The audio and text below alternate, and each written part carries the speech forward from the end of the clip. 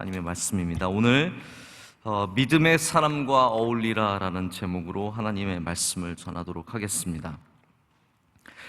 우리 지난주에 간사한 자, 포악한 자의 입술이 얼마나 가벼운지, 그의 혀가 얼마나 가벼운지, 그리고 그 가벼움을 인해서 얼마나 많은 주님의 종들이 죽을 수 있는지 그 참혹한 사실들에 대해서 생각을 해봤습니다. 이렇게 사람들이 던지는 모함들, 사람들이 만들어내는 진실이 아닌 거짓의 모함들이 사람을 얼마나 많이 죽일 수 있는지 모르고 지금도 그렇게 사람들이 죽어가고 있다는 것이죠. 사울의 문제라는 것이 도액의 문제만이 아니라 사울의 문제가 제사장도, 여러분 이거 참 중요한 부분인 것 같습니다. 사울의 문제는요, 제사장과 예배가 하나님을 중심으로 돌아가는 게 아니라 나를 중심으로 돌아가기를 원했다는 것에 있습니다. 교회가 우리를 위해 하나님께서 준비해 주신 것이 맞습니다. 할렐루야. 하나님께서 오늘 방금 간증에도 예비하심과 찬양에도 예비하심의 찬양이 있는데 우리를 위해서 명성교회를 예배 주셨어요. 그것을 저는 분명하게 믿습니다. 하나님께서 나를 위해 교회를 주신 거죠. 교회를 세워주신 거죠. 그러나 그 교회가 나를 중심으로 돌아가서는 안 됩니다. 이게 굉장히 다른 차원의 접근입니다. 하나님께서 나를 위해 교회를 세워주셨지만 나를 중심으로 교회가 돌아가는 것은 건강한 신앙이 될 수 없습니다. 제가 지난 주일 저녁에도 주인 의식과 주인 행세에 대해서 말씀을 드렸죠. 여러분 기억나십니까? 네, 안 나셔도 괜찮습니다. 주인 의식을 갖는 것과 주인의 행세를 갖는 것은 굉장히 다른 것인데 우리가 교회를 나를 위해서 주신 것으로 여기는 것과 나를 중심으로 돌아가야 한다는 것은 굉장히 다른 이야기라는 겁니다. 유진 피터슨 목사님이 쓰신 다윗이라는 책이 있죠. 현실에 뿌리 박은 영성. 이 안에 이제 도액을 다루는 부분이 있어요. 제가 지난번 말씀을 전할 때는 일부러 보지 않았는데 오늘 말씀을 준비하면서 내가 다시 한번 좀 봐야겠다는 생각이 들어서 봤더니 이렇게 적은 부분이 있으세요. 제가 그냥 읽어드릴게요. 이 시점에 이르러 사울의 신관과 종교관은 완전히 뒤틀리고 완전히 자기 중심적인 것이 되어버렸다. 그에 따르면 제사장의 임무는 도망자를 돕는 것이 아니라 왕을 비호하는 것이다. 성소는 배고프고 쫓기는 사람들이 도움을 얻는 장소가 아니라 국가의 전통을 보존하는 길가의 사당에 불과하다. 종교의 보전에 최고의 충성을 바치지 않는 제사장들은 국가의 위험한 집단이다. 그러나 사실 그런 종교는 전혀 종교가 아니다. 그것은 일종의 힘의 정치일 뿐이다. 자, 여러분 새벽에 이 말씀을 들으시면서 와닿지는 않을 것 같아요. 그런데 분명한 건 이겁니다. 교회가 나라를 위해 기도해야 합니다. 자, 그런데 교회가 나라를 위해서 존재하는 것은 아닙니다. 목사가 나라의 지도자를 위해서 기도하는 것이 마땅합니다.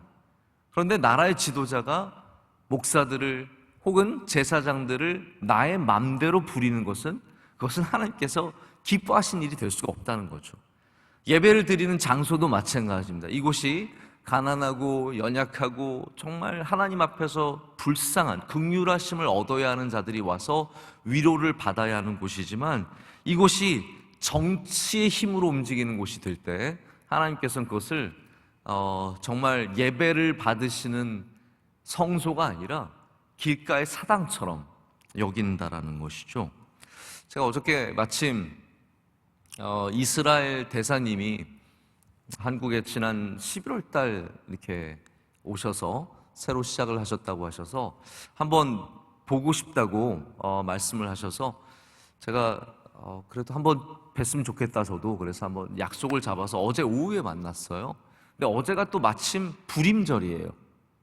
그래서 저도 안 했던 불임절 인사를 뵀었어요. 부림 사맥이라고 해가지고 아주 그 앞에서 가래를 그거를 부림 삼약 하는 걸 배웠는데 굉장히 바쁘신 스케줄 가운데도 오셔서 한참 이야기를 나눴는데, 저도 이제 제 소개를 해야 되니까 대사관 쪽에서 목사님 그 이력서죠, 영어식 이력서가 있는데, 뭐 우리나라처럼 뭐 학교 어디 나오고 이런 것보다는 좀 더 전문적인 이력서예요. 제가 뭘 했는지 이렇게 쭉 보냈더니 그분이 그런 저도 까먹었던 걸 발견하셨더라고요. 제가 신대원 때 졸업 논문을 산당에 대해서 썼거든요. 바마 산당에 대해서 썼는데, 그분이 어떻게 보셨는지 저한테 바마에 대해서 한참 얘기를 나누시는 거예요. 바마 자기도 굉장히 관심이 많고.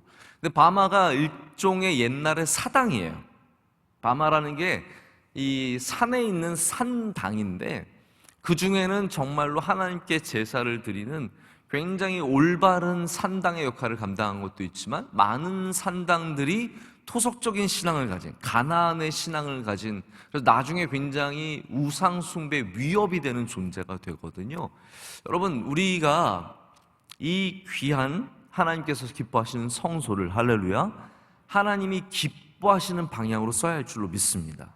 이곳이 사울처럼 도액처럼 자신의 뜻을 펼치는 곳이 아니라 하나님의 뜻이 이루어지는, 하나님의 영광이 나타나는, 그리고 연약하고 정말 힘들고 지친 사람들이 이곳에 와서 생명을 얻는, 생명을 잃는 곳이 아니라 생명을 얻는 곳이 되어야 할 줄로 믿습니다.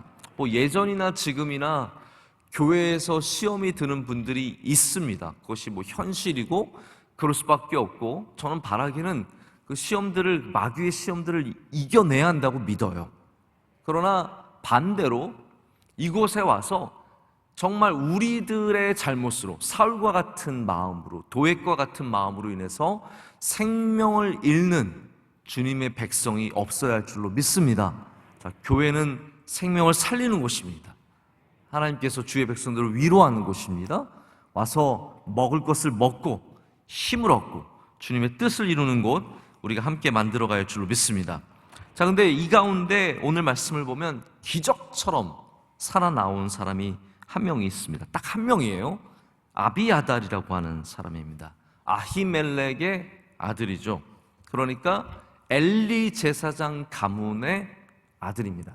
자, 이 사람이 나중에는 마지막 엘리 제사장 가문의 대제사장이 되고, 이후로는 사독 계열의 제사장이 되면서 완전히 끊기게 됩니다. 이 아비아달이 다윗이 어디에 있었는지, 어떻게 다윗을 알고 찾아갔는지 우리는 잘 알 수 없습니다.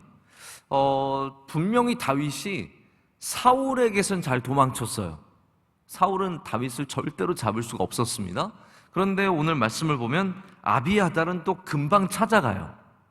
이런 걸 보면은, 자, 하나님께서 은혜를 주셔야 사람을 만난다는 것을 알 수 있습니다. 할렐루야.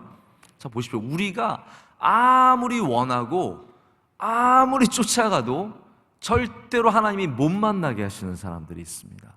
그래서 사람을 만나는 것이 다 내 마음과 내 뜻대로 되는 건 아니에요. 하나님이 은혜를 주셔야 합니다. 나이키 사장님 딸 아무리 만나고 싶어도 내가 찾아가서 만나는 게 아니라 하나님이 은혜를 주셔야 되는 거예요. 그래서 아비아달이 제가 어떠한 노력을 했고 어떠한 정보원을 가졌고 어떠한 네트워크 속에서 이 일이 이루어지는 건 모르겠지만, 분명한 건 하나님이 그런 은혜를 주셨다라는 겁니다. 여러분, 사람의 만나는 은혜는 하나님이 주시는 겁니다. 그래서 내가 평생 쫓아다녀도 못 만나는 사람이 있고요, 가만히 앉아 있어도 만나게 되는 사람이 있는 거죠. 아비아달은 그렇게 오늘 다윗을 아주 하나님의 은혜 가운데 만나게 됐습니다. 근데 아비아달이 왜 다윗을 찾아갔을까요? 여러분, 뭐 따지려고, 너 때문에 이렇게 됐다, 우리 아버지가 너 때문에 죽었고 내 형제들이 너 때문에 죽었고 너 하나 없었으면 우리가 다 괜찮았는데 너 하나 때문에 우리가 다 죽었다, 그 말을 하려고 찾아갔을 것 같습니까? 아닌 것 같습니다. 오늘 말씀 마지막 절을 보면은 왜 아비아달이 다윗을 찾아갔는지 그 이유를 알 수 있습니다. 이렇게 되어 있거든요. 두려워하지 말고 내게 있으라. 내 생명을 찾는 자가 내 생명도 찾는 자니 내가 나와 함께 있으면 안전하리라 하니라. 아멘. 이 말씀을 보면 아비아달이 두려움에 사로잡혔다는 것을 볼 수 있고요. 그리고 굉장히 두려워서 그 가운데 생명을 보존하고자 다윗을 찾아간 것을 볼 수 있습니다. 다윗이 그러면 두려우면 왜 다윗을 찾아가면 될까요? 다윗도 지금 쫓기는 사람 아닙니까? 분명한 것은 아비아달은 하나님을 경외하는 사람이었습니다. 자, 이것이 그래서 아비아달이 나중에 대제사장으로서 다윗을 잘 도와주는 사람이 되거든요. 아무나 그렇게 할 수 있는 일이 아니라 참 하나님을 경외하는 사람이었다는 것을 알 수 있고, 그리고 하나님이 기뻐하시는 사람과 어울리고 그와 손을 잡고 그와 함께 일하기를 원했기 때문입니다. 할렐루야. 이게 제일 중요한 것 같아요. 여러분, 우리가 사람을 찾아가는 이유는 그 사람이 능력이 있어서, 그 사람이 돈이 있어서, 그 사람이 네트워크가 있어서가 아니라 그 사람이 하나님을 경외하기 때문에, 그 사람이 하나님의 손에 잡힌 사람이기 때문에, 비록 어려울지라도, 여러분, 지금 어렵다고 영원히 어려운 게 절대로 아닙니다. 하나님이 그에게 은혜를 주시면 나보다 잘 되는 사람이 될 수 있는 거고요. 그 사람을 통해서 내가 은혜를 받을 수 있는 겁니다. 그래서 여러분, 사람을 찾아갈 때도 지금 힘 있는 사람, 지금 능력 있는 사람, 지금 인기 있는 사람보다는 지금 어렵지만 하나님이 기뻐하시는 사람, 이거를 볼 줄 아는 눈이 필요한 겁니다. 요즘에 시대가 어렵다 보니까 많은 분들이 주식에 관심을 갖는 것 같아요. 다들 주식하라고 권유하는 것 같고, 주식 나 안 하고 있으면 나는 이 세상에서 뒤처지는 거 아닌가, 남들은 지금 막 돈이 찌깅 들어오는데 나는 지금 하나도 돈 못 벌고 있는 거 아닌가라는 두려움이 있으실 텐데요. 여러분, 걱정하지 마십시오. 주식으로 돈 버는 사람 없습니다. 정말 주식으로 돈 버는 사람 거의 없고요. 다 정말 힘들어요. 힘들긴 다 똑같은 거예요. 근데 어떤 사람들은 돈을 버는 걸 보면서, 야, 저 사람은 무슨 눈이 있어서 뭘 어떻게 저거를 구했을까? 저걸 어떻게 미리 알고 했었을까? 이런 생각 갖지 않습니까?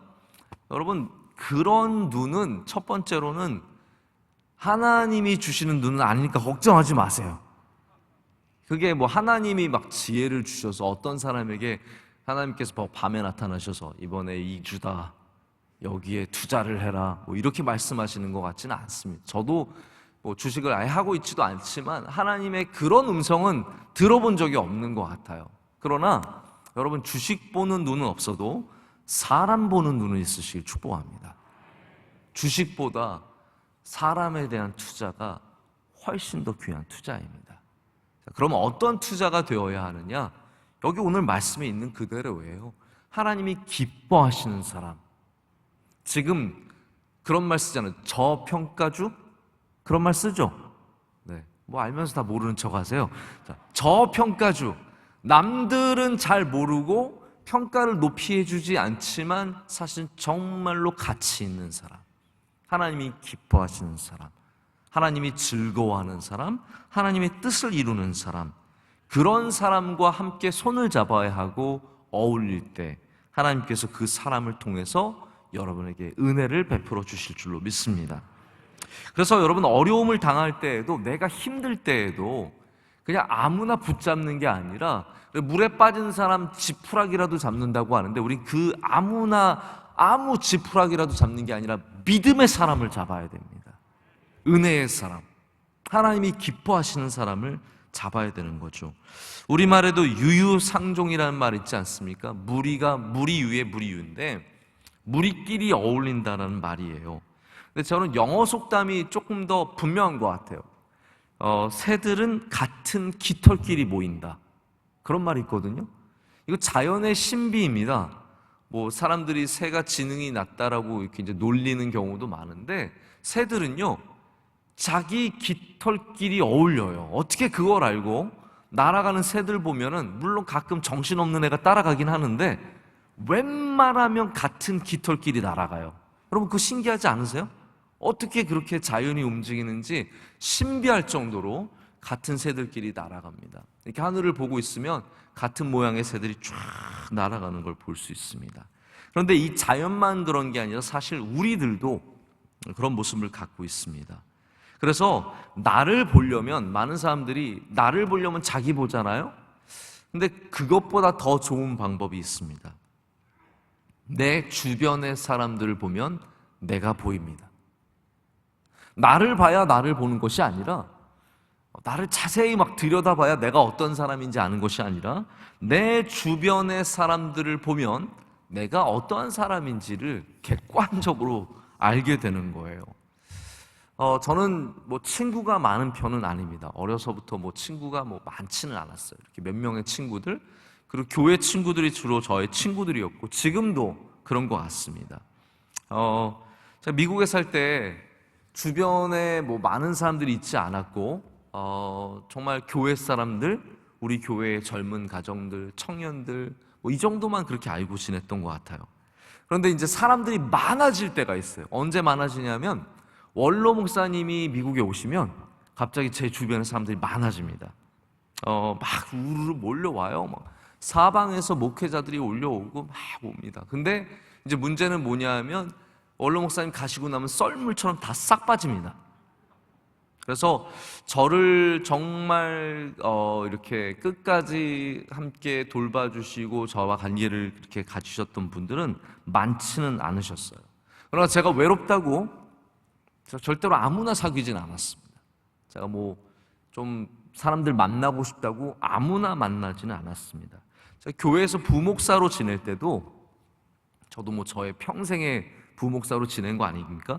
그때도 제가 절대로 아무나 교인들과 만나지 않았습니다. 철저하게 이분이 정말 하나님 경외하는 분인가, 건강한 신앙을 가진 분인가, 그리고 특별히 제가 중요하게 봤던 거는 담임 목사님을 정말 사랑하고 존중하는 분인가, 교회를 사랑하는 분인가, 이런 분들과 만났지, 그렇지 않고 저를 이용하려는 분들, 저를 통해서 교회에서 헤게몬을 잡으려든지 아니면 담임 목사님과 뭔가 나를 세우기 위해서 저를 이용한다든지 이런 분들과는 제가 굉장히 거리감을 두려고 노력을 했던 일들이 있습니다. 왜 제가 이런 일들을 지금도 하고 있는 이유는, 오늘 이번 수요예배 때 우리 수석 목사님, 우리 신경민 목사님이 마음을 지키는 것에 대해서 설교를 하셨는데, 그거예요. 저의 신앙을 지키기 위해서, 저의 마음을 지키기 위해서 제가 철저하게 하나님이 기뻐하시는 사람들과 어울려야 한다는 것이 저의 삶에 있는 중요한 관계의 철학이었기 때문입니다. 한 번은 제가 이제 잘 알고 지내던 목사님들이 있었는데요. 그때 전도사님도 있고 목사님도 있었어요. 저는 일주일에 한 2번 정도, 많으면 2번 정도, 적어도 1번 정도는 저희 학교 그리고 또 다른 곳에 계신 목사님들, 전도사님과 함께 저녁에 테니스를 쳤어요. 제가 지금 테니스 안 친 지는 꽤 오래됐는데, 테니스를 치면서 운동도 하고 막 스트레스도 풀잖아요. 하면서 치면서 스트레스 풀 너무 좋은 거예요. 한 딱 2시간만 이렇게 테니스를 저녁에 칩니다. 근데 그리고 나서는 저는 몰랐어요. 이분들이 항상 저 빼고 놀러 가셨어요. 항상 저 빼고 이렇게 어디를 가셨어요. 근데 하루는 저도 같이 가자는 거예요. 그래서 제가 저는 원래 늘 이제 집에 아내가 저를 기다리고 있으니까 미안한 마음이 있어서 늘 일찍 들어갔는데, 그날은 그래 저도 한번 가죠 하고 그분들 가시는 차에 이렇게 딱 탔어요. 탔더니 막 다리를 건너가는 거예요. 다리를 건너가더니 저희 동네에서 뉴욕 안에 한인타운 쪽으로 막 가는 거예요. 그게 1시간 정도 거리거든요. 저는 밥 먹으러 1시간 가는 건 이해를 할 수 없는 사람이에요. 밥 먹으러 가는 건 멀어도 10분, 20분 내로 가야지 1시간을 어떻게 밥 먹으러 가요. 근데 밥 먹으러 가서 이렇게 맛있는 밥을, 그래서 저도 너무 좋아서 밥을 맛있게 먹었어요. 그러더니 이제 밥을 소화를 시켜야 되잖아요. 이게 문제예요, 항상. 밥을 먹으면 소화를 시켜야 된다고. 그래서 이제 노래방에 가시는 거예요. 노래방에 가셔가지고 다들 18번을 부르고 신나서 부르고 그러는 거예요. 근데 저는 그 자리가 너무 불편한 거예요.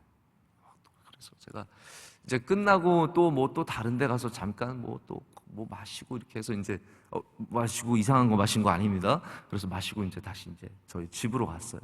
자, 그다음부터 드는 마음이, 나는 이분들과 테니스만 쳐야겠다. 그 이상은 안 되겠다. 이분들이 지금 제가 말하면 여러분도 아실 수 있는 분들도 계시는 좋은 분들이에요. 이분 중에 몇 분은 지금 교수님이 되셔서 우리나라 좋은 신학교에서 교수로 가르치시고 계시고 아주 훌륭한 분들이에요. 근데 제가 그런 마음이 들었어요. 신학 교수님들이 뭐 다 이래선 뭐 그래 된다는 말은 아니지만 괜찮아요. 그러나 목회를 하려면 해야 되는 게, 할 수 있는 게 있고 해서는 안 되는 게 있는 것 같아요. 하나님께서 저는 좀 일찍 그런 마음을 주셔서 목회를 하려면 저는 그거는 도저히 제가 어울릴 수 없는 일들이라고요. 라는 그런 생각이 들었습니다. 여러분, 그렇습니다. 이렇게 우리가 신앙을 갖고 하나님이 주신 꿈이 있고 하나님이 주신 일들이 있으면 그 다음에는 내가 어울릴 수 있는 일들이 있고요, 어울릴 수 없는 일들이 있습니다. 저는 그분들을 판단하지도 않고 비난하지도 않고 정죄하지도 않습니다. 그분들이 즐길 수 있는 문화예요. 그러나 저는 낄 수 없고 저는 즐길 수 없는 문화예요. 여러분에게도 하나님이 주신 선들이 있어야 합니다. 할렐루야. 내게도 이거는 내가 함께 할 수 있는 사람이고 내가 여기는 함께 할 수 없는 사람이고가 분명하게 그어져야 합니다. 자, 우리 교회도 언제든지 그럴 수 있는 가능성들이 있어요. 이렇게 교회 모임 갖고 나서 남자 몇 분들끼리 우리 한잔 하러 가자. 그럴 때 여러분 절대로 이 사람은 그냥 관계를 위해서 그러시면 안 됩니다. 분명히 하나님이 선을 긋게 하실 때가 올 때 그때 선을 긋는 은혜가 있으시길 축복합니다. 다윗과 어울리십시오. 하나님이 기뻐하시는 사람들과 어울리고 기도하는 사람들과 어울리고 믿음의 사람들과 어울리고 교회를 사랑하는 사람들과 어울리고 하나님이 기뻐하시는 사람들과 어울릴 때 여러분이 거기서 은혜를 받는 거예요. 아비아달이 다윗과 어울렸기 때문에 여기 다윗의 한마디로 말하자면 그 보호함 안으로 들어가는 거거든요. 그 덕분에 아비아달이 결국은 바로 이 왕성해지는 이스라엘의 대제사장이 되어서 하나님께 영광을 올리게 된다는 것이죠. 여러분, 이렇게 하나님은 믿음의 사람들을 모으게 하셨고요, 사울은 반대로 도액 같은 에돔 사람, 정말 하나님이 기뻐하시지 않는 사람들로 하나가 되어서 모이게 됩니다. 그리고 여기 고난을 당한 사람들이 나중에 다윗의 훌륭한 동료들이 되는 것을 볼 수 있습니다. 여러분, 이거 참 중요한 사실인 것 같아요. 고난을 함께 당한 사람이 진짜 좋은 동료가 되는 것입니다. 고난을 함께 당한 사람이 훗날 좋은 동료가 됩니다. 제가 어저께 말씀을 준비하면서 오늘 우리 이상원 집사님, 우리 황효정 집사님 가정이 간증을 한다는 제가 그걸 봤어요. 제가 마음이 참 이렇게 애틋하더라고요. 왜냐하면 이 가정이, 그리고 오늘 함께 찬양한 우리 언니네 가정이거든요. 언니네 남편이 팀파니 하는 그 집사님이에요. 아마 화면에서 많이 보셨을 텐데, 다 제가 미국에 있을 때 유학생으로 제가 섬기던 교회에서 함께 고생했던 우리 집사님들이에요. 그때 제가 처음 그 교회 갔더니 2명 있더라고요. 딱 젊은 가정 맡으라 그래서 갔더니 젊은 가정은 그래도 어느 정도 복수인 줄 알았더니 딱 한 가정 있는 거예요.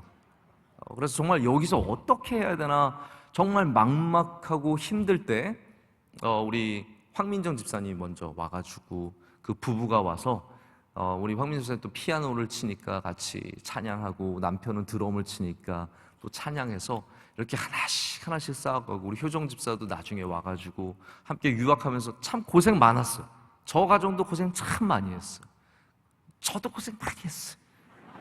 같이 고생을 많이 했어요. 그러고 나니까 하나님이 이 만남의 은혜를 주시는 거예요. 여러분, 고생한다고 그 고생이 끝이 아닙니다. 하나님께서 좋은 날을 주실 줄로 믿습니다. 그래서 함께 고생하는 사람이 여러분의 짝입니다. 함께 고난 속에 있는 사람들이 정말로 우리의 영원한 짝이 될 수 있고 동료가 될 수 있고 좋은 일이 있을 때도 함께 기뻐할 수 있는 사람들이 될 줄로 믿습니다. 그래서 하나님께서 여기에서 이렇게 모아주시는 거예요. 모아주셔서 아비아달이 대제사장 역할을 감당하고, 참 중요한 게 이거예요. 나중에 다윗의 아들인 압살롬이 반역을 하잖아요. 그래서 구테타를 일으켜서 다윗이 정말 불쌍하게 도망가고 막 하루만 정신없이 도망가요. 다윗도 그 참 결심이 대단한 겁니다. 조금 이렇게 궁에서 비벼볼 수 있는데 그러지 않아요. 딱 문제가 생기니까 바로 챙겨가지고 싹 나갑니다. 그 과정 속에 다윗을 돕는 사람이 아비아달입니다. 아비아달이 또 다윗을 도와서 열심히, 그리고 나중에는 이제 아비아달이 조금 줄을 잘못 서죠. 이 아도니아의 편에 섰다가 솔로몬과 반대되는 편에 섰다가, 그래도 솔로몬이요 참 괜찮은 사람이에요. 자기의 반대했던 사람이라고 돌리지 않습니다. 그러나 내 편은 아니니까 쓸 수는 없으니까 이 아비아달을 죽이지 않고 추방을 해가지고 다른 곳으로 보내고, 그리고 이제 사독을 대제사장으로 세우면서 엘리의 집안이 완전히 끝나게 되는 거거든요. 이 아비아달이 이럴 수 있었던 이유는요, 고난 중에 함께한 은혜가 있기 때문이에요. 여러분, 고난 중에, 기쁨 중에, 여러분의 삶 중에 하나님 주신 좋은 만남들이 있을 줄로 믿습니다. 그분들과 함께 주님께 더욱더 가깝게 나가시고 하나님의 은혜를 함께 누리는 은혜가 있으시길 축복합니다. 제가 이제 말씀을 좀 다른 이야기로 전환을 해서 맺으려고 합니다. 오늘 말씀 전체, 22장 전체는 너무 슬프고 안타까운데, 이 때에 다윗이 또 부른 노래가 있어요. 다윗이 이 아기스 왕에게 미친 척 했을 때만 시편을 지은 것이 아니라 22장의 노베 땅에서, 높 땅에서 제사장들이 죽을 때도 시편을 지었어요. 그게 바로 시편 52편입니다. 한번 말씀을 보시죠.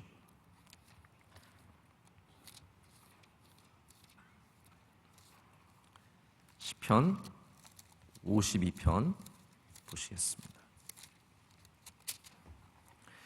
자, 이 말씀이 조금 길다면 긴데요, 그래도 우리 한 절씩 한번 읽어보고 말씀을 보도록 하겠습니다. 교독하겠습니다. 포악한 자여, 내가 어찌하여 악한 계획을 스스로 자랑하는가? 하나님의 인자하심은 항상 있도다.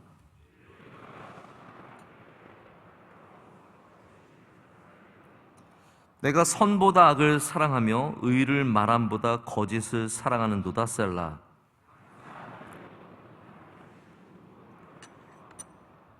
그런즉 하나님이 영원히 너를 멸하시며 너를 붙잡아 내 장막에서 뽑아내며 살아있는 땅에서 내 뿌리를 빼시리로다. 셀라. 이 사람은 하나님을 자기 힘으로 삼지 아니하고 오직 자기 재물의 풍부함을 의지하며 자기의 악으로 스스로 든든하게 하던 자라 하리로다.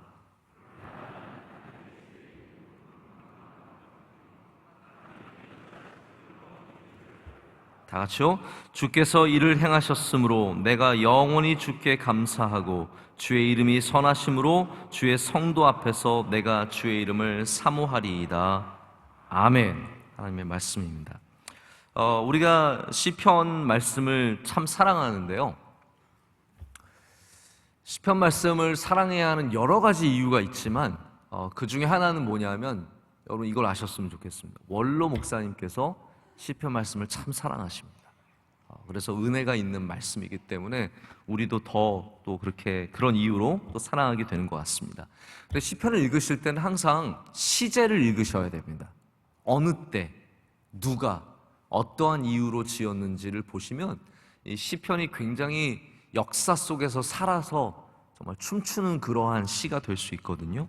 근데 오늘 말씀에 많은 내용들이 있지만 다윗이 이 도액의 혀에 대해서 말하는 부분들을 한번 보시길 바랍니다. 2절과 4절의 이야기를 해요. 2절에 내 혀가 심한 악을 꾀하여 날카로운 삭도같이 간사를 행한다라고 말하고요.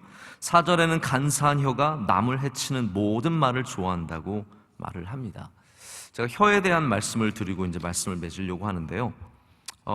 오늘 혀를 이제 삭도, 날카로운 삭도처럼 자르는 칼, 가위 같은 것이죠. 그렇게 간사를 행한다라고 얘기를 하고 있고, 간사한 혀가 해친다라고 얘기를 하고 있습니다. 혀는 우리 신체 중에서 가장 부드러운, 굳은 살이 배기지 않는 영원히 부드러운 그러한 유일한 기관입니다. 그런데 이 혀가 또한 가장 날카로워질 수 있는, 가장 상처를 줄 수 있는 그런 신체의 한 부분이 되기도 한다라는 거죠. 그래서 우리는 항상 내 혀가 굳어지는 것과 내 혀가 날카로워지는 것에 대해서 신경을 써야 합니다. 오늘 내 혀가 부드러운가? 아침에 일어나서 한번 해보세요. 오늘 내 혀가 부드러운가? 예배를 드리고 나서 한번 혀를 놀려보세요. 내 혀가 부드러운가? 그러지 않으면 방금까지도 부드러운 말을 하는, 믿음의 말을 하는, 할렐루야, 기쁨과 감사의 말을 하는, 부부끼리 여러분 그런 일들이 얼마나 많아요. 방금까지 하다가 바로 막 어떤 하나의 이슈 때문에 막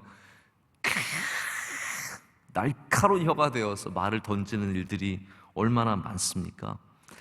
우리의 말이, 우리의 혀가 사람의 마음을 상하게 하고 기분을 상하게 하고, 그리고 사탄이 역사하기 시작하면요, 이 혀로 인해서 어마어마한 풍랑과 환란이 우리 삶에 다가오는 것을 잘 알고 있습니다. 저희 막내가 말을 많이 해요. 저랑 있으면 말을 갑자기 혼자서 노래 부르기도 하고, 그거 보고 있으면 참 재미있습니다. 근데 이제 저희 막내가 저를 좋게 할 때가 있어요. 언제 좋게 하냐면 그런 말 잘 안 하는데, 아빠 좋아해 그럽니다. 아빠 사랑해. 그때는 이제 제가 초콜릿을 줬을 때라든지 이럴 때 저를 보고 아빠 사랑해 그럽니다. 그러나 초콜릿 4개 달라 그러는데 제가 하나밖에 안 주잖아요. 그러면 난 아빠랑 평생 안 놀 거야. 요즘에 평생을 배워가지고요, 평생 미워할 거야, 평생 싫어할 거야, 평생 안 놀아줄 거야. 저한테 막 협박을 하고 그러면 제가 그게 또 뭐라고 마음이 상해요. 그게 6살짜리가 아빠랑 평생 안 놀 거야. 그럼 제 마음속에 마음이 상하면서, 그러나 이제 제가 그 혀를 풀어주려고, 그 상한 마음을 풀어주려고 이 혀를 나쁜 말 하는, 싫어하는 말 하는, 부정적인 말 하는 혀를 풀어주려고 제가 굉장히 노력을 합니다. 막 품에 안겨서 제가 아양을 떱니다. 형제야, 그런 게 아니라 아빠가 막. 그러면 좀 이제 혀가 나중에 풀려요. 그래도 아빠가 좋아. 다시 이제 합니다. 여러분, 우리가 내 혀도 풀어야 되고요, 남의 혀도 좀 풀어줄 줄 알아야 됩니다. 우리 사람들의 혀가 날카로워지고 상하고 안 좋은 것들이 우리 위에서 많이 나올 때가 있습니다. 우리 입에서 나올 때가 있는데, 그럴 때 그냥 그 사람을 정죄하고 버리고 그 사람을 믿음 없는 사람으로 치부하고 끝내는 것이 아니라, 그 사람의 혀가 바로 서도록 하나님 앞에 온전한 혀가 될 수 있도록, 저 간사한 혀, 나쁜 혀, 악한 혀, 이런 모든 굳고 삭도 같은 날카로운 것들이 주님 앞에서 다시 부드러워지게 하도록 우리는 함께 기도하고 노력하고 그들의 마음을 풀어주는 믿음의 사람들 다 되어야 할 줄로 믿습니다. 그럼 분명한 건 이겁니다. 혀가 굳어지면 기도해야 합니다. 혀가 굳어지면 찬양해야 합니다. 우리 혀가 날카로워지면 다시 주님 앞에 서서 주의 말씀으로 묵상해야 합니다. 그럼 이스라엘 사람들이 왜 그렇게 하나님의 말씀을 많이 읽습니까? 왜 말로 이렇게 하나님의 말씀을 읽습니까? 저는 그거 참 중요하다고 생각을 합니다. 우리가 속으로만 말씀을 읽지 말고, 속으로만 기도하지 마시고, 여러분의 혀를 사용해서 하나님의 이름을 찬양하고 말씀을 읽고 기도하고 영적으로 깨어 있어야 합니다. 그래서 우리의 모든 혀가, 저는 바라기는 우리 명성교회에 와서 예배하는 모든 혀들마다 하나님이 주시는 부드러움이 있기를 간구합니다. 가끔 사람을 만날 때 두려울 때가 있습니다. 두렵다. 그럴 때가 언제냐 하면 날카로운 혀를 가진 사람들 만날 때입니다. 어떻게 상처받을지 모를까 굉장히 두려운 마음이 들 때가 있습니다. 여러분, 우리는 상처를 주는 사람이 아니라 위로를 주는 사람, 도액처럼 날카로운 혀를 휘두르면서 사람을 죽이는 사람이 아니라 부드러운 혀로, 송아지가 태어났을 때 어미가 그 부드러운 혀로 핥아서 그의 생명을 살리는 것처럼 우리의 혀가 사람을 살리고 하나님의 영광을 나타내고, 그리고 우리를 통해서 또한 하나님께서 영광 받으실 줄로 믿습니다. 오늘 다시 한번 믿음의 사람과 어울리라는 제목 기억하시면서 여러분에게 다윗과 같은 은혜가 있으시기를 축복합니다.